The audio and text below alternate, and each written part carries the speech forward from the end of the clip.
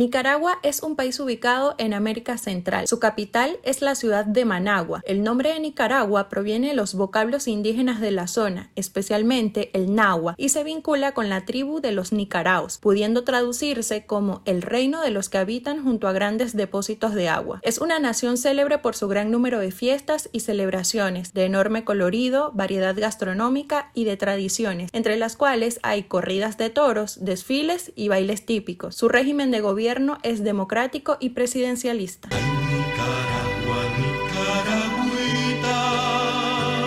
En la actualidad, la presidencia está a cargo del sandinista Daniel Ortega. José Daniel Ortega Saavedra nació en La Libertad, Chontales, Nicaragua, el 11 de noviembre de 1945. Cursó la carrera de Derecho en la Universidad Centroamericana, pero abandonó los estudios para unirse al Frente Sandinista de Liberación Nacional, por lo cual estuvo 7 años en prisión entre 1967 y 1974.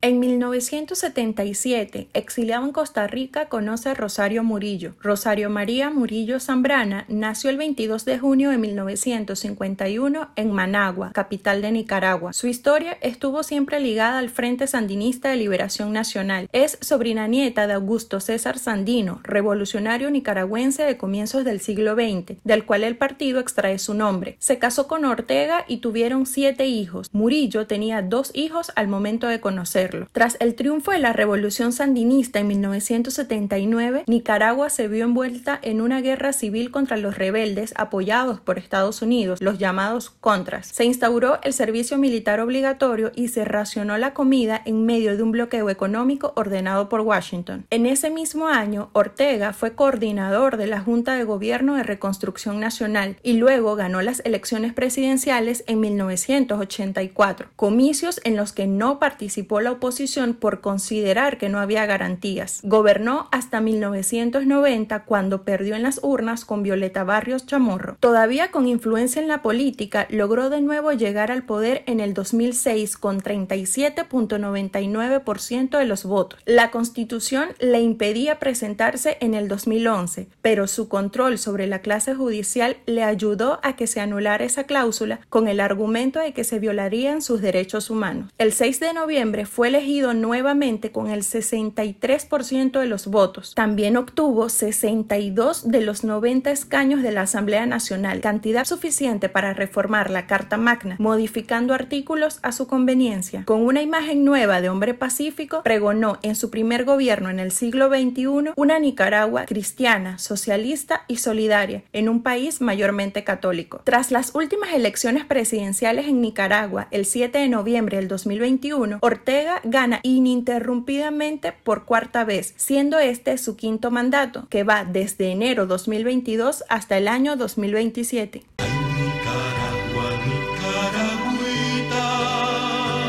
En Nicaragua, las voces críticas se convierten en exiliados o en presos políticos condenados en juicios espurios, mientras la pareja presidencial se perpetúa en el poder. El desmantelamiento de la democracia por parte de Ortega comenzó a través de la subordinación de la Corte Suprema de Justicia y el Consejo Supremo Electoral, lo que le ha facilitado el control de la Asamblea Nacional y de los gobiernos locales. Su crecida autoritaria incluyó también una alianza con el sector empresarial para conformar su propio grupo económico. Al utilizar los fondos que enviaba el gobierno de Venezuela como apoyo, promociones adelantadas a oficiales de la policía y el ejército, y llenando los bolsillos de funcionarios clave del Estado para más adelante construir un andamiaje jurídico que institucionalizaría su régimen como la única posibilidad para el país. Ni siquiera la salud de los nicaragüenses hizo cambiar de rumbo a la pareja presidencial. Su política ante la pandemia fue ocultar información sobre los casos y muertes por COVID-19 y hacer llamados a eventos masivos en los que se exponía a la población al contagio. Cuando los médicos denunciaron públicamente la negativa del gobierno a entregar equipos de protección y el riesgo que corría el personal sanitario, la respuesta fue la misma receta: amenazas y represión. Conscientes de que habían perdido el favor del pueblo, Daniel Ortega y Rosario Murillo acabaron por apuntalar la poca democracia que quedaba. Para ello, aprobaron la Ley de Regulación de Agentes Extranjeros, políticos, dirigida a criminalizar organizaciones sociales y restringir su acceso a fondos de apoyo. La Ley Especial de Ciberdelitos para perseguir a la prensa independiente y a la ciudadanía que opine públicamente, o la Ley de Defensa de los Derechos del Pueblo a la Independencia, la soberanía y la autodeterminación para la paz, que tiene el propósito de inhabilitar a la oposición para optar a cargos públicos, donde más de 50 personas fueron detenidas bajo alguna de estas nuevas leyes. En la actualidad, más de 3.100 ONGs, entre ellas organizaciones de derechos humanos y medioambientales, así como grupos que proporcionan acceso a servicios médicos, servicios sociales y herramientas educativas a poblaciones desatendidas, han sido disueltas, y en 11 cárceles del régimen se encuentran más de 235 presos políticos, entre ellos precandidatos presidenciales, opositores, exdiplomáticos, sacerdotes, estudiantes, activistas políticos, periodistas, empresarios y campesinos. Asimismo, confiscó los medios de comunicación El Confidencial y Esta Noche, que dirige el periodista crítico Carlos Fernando Chamorro, y el canal 100% Noticias, apresando a sus directivos por más de 6 meses, acusados de provocación, proposición y conspiración para cometer actos terroristas. Las denuncias de torturas y malos tratos contra los reos continúan al tiempo que sus familiares son hostigados, vigilados y hasta se les retira el pasaporte para que no puedan salir del país. La rebelión de abril del 2018 puso al desnudo lo que en realidad estaba ocurriendo desde el 2007 con el regreso de Daniel Ortega a la presidencia. Un reclamo contra reformas al sistema de seguridad social desembocó en una serie de manifestaciones contra el gobierno de Daniel Ortega. El estallido, que el ejecutivo sandinista cataloga de intento de golpe de Estado, dejó cientos de muertos, detenidos y miles de desplazados. Las protestas comenzaron después del anuncio de una reforma al Instituto Nicaragüense de Seguridad Social, impuesta por decreto por el presidente Ortega, que aumentaba las contribuciones de trabajadores y empresarios e imponía una retención del 5% a los jubilados. El malestar provocado por años de controvertidas reformas democráticas que llevaron a Daniel Ortega a mantenerse en la silla presidencial durante 3 periodos consecutivos y colocar a su esposa Rosario Murillo como vicepresidente, así como a varios familiares o allegados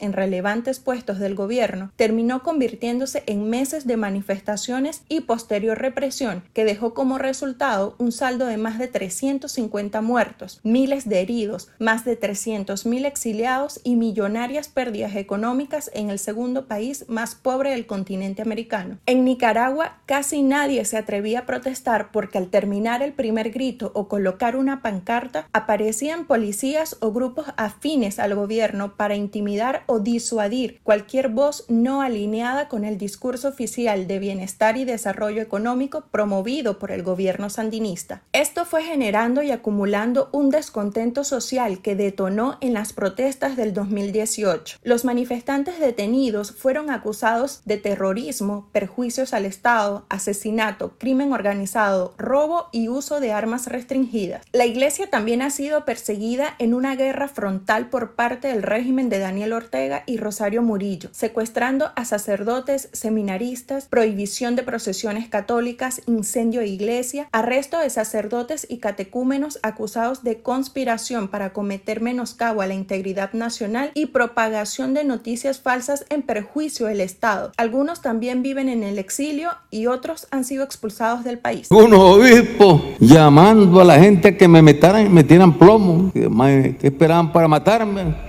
Fíjense qué clase de obispo, qué clase de cura. Cuando Daniel Ortega asumió el poder en el 2007, la Constitución de Nicaragua prohibía la reelección consecutiva y también optar al cargo luego de haber estado en 2 mandatos en periodos distintos. A finales del 2013, Ortega envió una propuesta de reforma constitucional que luego fue aprobada por la Asamblea Nacional de mayoría sandinista. La reforma permitió la reelección indefinida, estableció la elección de presidente en primera vuelta por mayoría simple y habilitó al presidente a emitir decretos con fuerza de ley. La concentración del poder permitió al Ejecutivo la emisión de una serie de normas y reformas utilizadas para reprimir, perseguir, censurar, asegurar permanencia, en definitiva, con el fin de perpetuarse de forma indefinida en el poder y mantener sus privilegios e inmunidades, aplicando en el 2014 un paquete de reformas a la Carta Magna, entre ellos, artículo 147. La Sala Constitucional Constitucional de la Corte Suprema de Justicia admitió un recurso de amparo que habilitó la reelección de Ortega y de alcalde sandinista. En el 2014 fue eliminado, quitándose los límites para la reelección indefinida. Artículo 98, último párrafo. Se establece la alianza entre el empresariado y el régimen con el fin de buscar diálogo y consenso. El modelo fue considerado como un cogobierno con el gran capital. Artículo 150, numeral 4. Se le atribuyó al presidente dictar decretos ejecutivos de aplicación general. Ortega no necesita hacer uso de ello porque su partido tiene mayoría en la Asamblea. Artículo 150, numeral 16. El presidente ni vicepresidente están obligados a presentar personalmente su informe anual a la Asamblea. Anteriormente debían presentar ellos mismos el informe anual de gestión ante los diputados de la Asamblea. Artículo 152. Se eliminó la prohibición de que cualquier militar en función optara por una candidatura presidencial. Artículo 37. Con el fin de aprobar la cadena perpetua revisable en Nicaragua, modificaron el artículo. A su actual texto se le agregará: excepcionalmente se impondrá la pena de prisión perpetua revisable para la persona condenada por delitos graves cuando concurran circunstancias de odio, crueles, degradantes, humillantes, inhumanas, que por su impacto causen conmoción, rechazo, indignación, repugnancia en la comunidad nacional. Estoy convencido que cuando estas reformas sean aprobadas en la Asamblea Nacional, habrá una inmensa mayoría de nicaragüenses satisfechos y representados.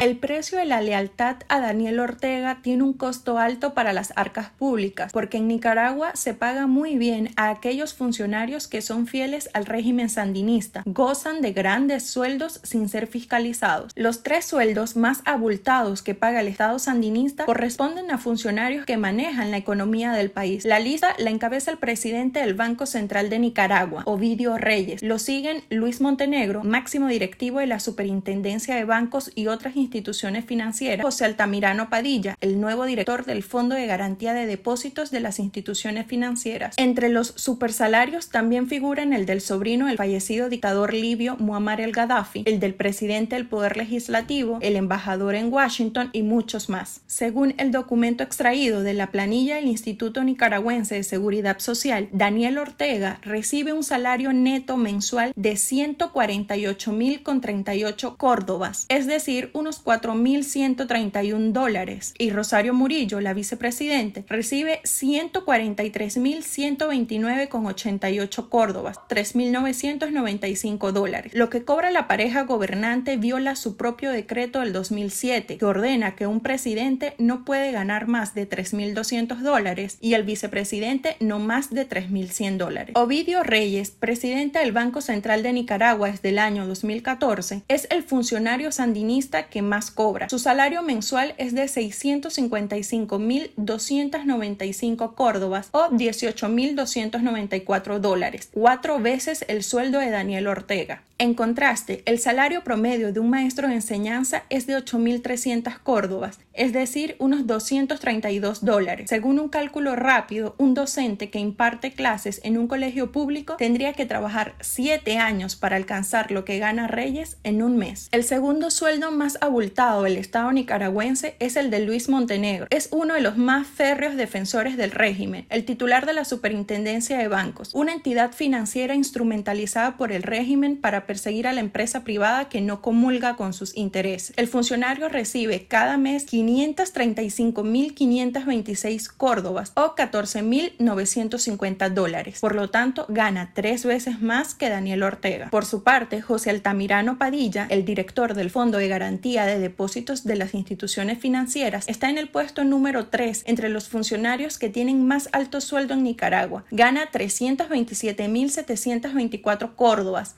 unos $9.149 cada mes. En la lista de los diplomáticos que le cobran un altísimo salario al Estado por su lealtad a la pareja presidencial está Mohamed Farrar al-Astar, sobrino del fallecido dictador libio Muammar el-Gaddafi. Mensualmente gana 194.974,76 córdobas o $5.417, que salen del Ministerio de Relaciones Exteriores de Nicaragua. Mohamed al-Astar es asesor del régimen de Daniel Ortega y a la vez ministro para África, Medio Oriente y países árabes. Otro diplomático que recibe un alto salario es Francisco Campbell Hooker, quien devenga mensualmente 254.046 córdobas o $7.092. Él es embajador desde hace más de una década en Washington y como tal uno de los funcionarios más cercanos al líder sandinista. Gustavo Porras, titular del Poder Legislativo desde hace 5 años, no tiene un salario público, sino 4. Según la base de datos del Seguro Social, la Asamblea Nacional le entrega un primer sueldo de 117.227 córdobas y otro de 7.680. Los demás los recibe el Ministerio de Salud, cuyo monto es de 41.799 córdobas, y de la Universidad Nacional Autónoma de Nicaragua de 34.858 córdobas. Los 4 salarios suman 201.565 córdobas, unos $5.627 al mes. Aparte de ser presidente del Poder Legislativo, es secretario general de la Federación de Trabajadores de la Salud desde 1984, coordinador nacional del Frente Nacional de Trabajadores desde 1996 y miembro de la Dirección Nacional del Frente Sandinista. Los supersalarios de estos funcionarios suponen una burla para los nicaragüenses, quienes en su gran mayoría tienen un salario mínimo de 8.100 córdobas, que no supera los $223, una inflación del 11.6% y el requerimiento de una canasta básica de 19.000 córdobas o $523 al mes para cubrir sus necesidades. La economía nicaragüense creció 4% en el 2022, con un ritmo rezagado y apegado a la realidad de una sociedad en dictadura. Este crecimiento está divorciado de cualquier recuperación económica en beneficio de los nicaragüenses. Estos perciben menos ingresos, pagan más impuestos, son expulsados de su país y sus negocios extorsionados. Principalmente, el crecimiento económico del país se le atribuye al aumento en más de 30% de las remesas familiares, a la inversión pública oxigenada por préstamos internacionales y a un gasto de gobierno apoyado en la extorsión tributaria. Las remesas familiares siguen siendo el mejor programa social del país. Los pobres que emigraron les envían dinero a los pobres que se quedaron.